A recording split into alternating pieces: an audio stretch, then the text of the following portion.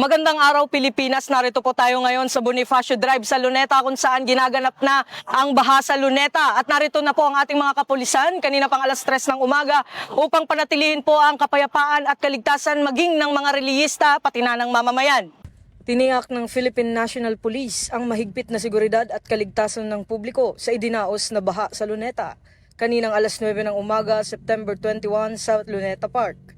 Pinangunahan ng mga estudyante at iba't ibang aktivistang grupo ang pagtitipon upang kondenahin ang umanay korupsyon sa mga flood control projects na sinasabing dahilan ng patuloy na pagbaha sa Metro Manila.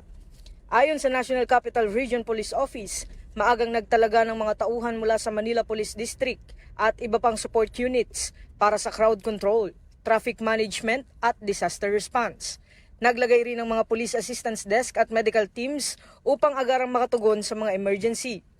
Sinabi ng PNP na nakalatag ang contingency plans para tiyakin ng mananatiling mapayapa ang kilos protesta habang pinapangalagaan ang karapatan ng mga mamamayan sa malayang pagpapahayag.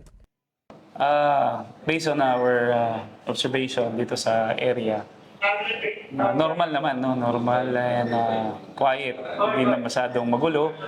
Yung ating mga realista ay sumusunod o sumasang-ayon naman sa ating mga panukala.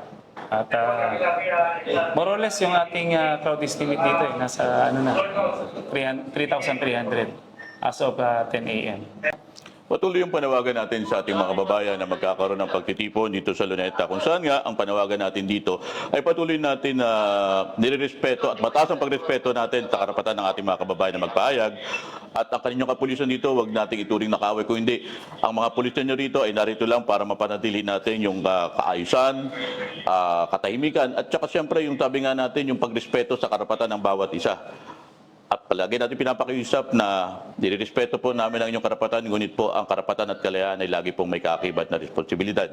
At nananawagan na rin po tayo na sa ating mga kababayan na kung maaari po, wala pong mga sisirain, wala pong panununog na gagawin. Maging maayos lang po at makakaasa po kayo na nandito po ang inyong kapulisan para bantayan po kayo na maipahayag nyo yung mga saloobin nyo. Dahil kami po yung inyong PNP.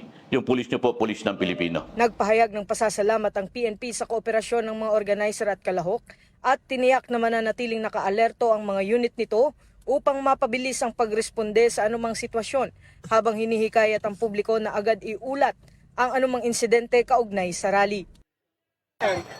Mula dito sa kahabaan ng Rojas Boulevard, ako ang inyong Police News Network correspondent, Patrolman Don Brosa sa Lagad ng Batas, tagataguyod ng Balitang Pulis.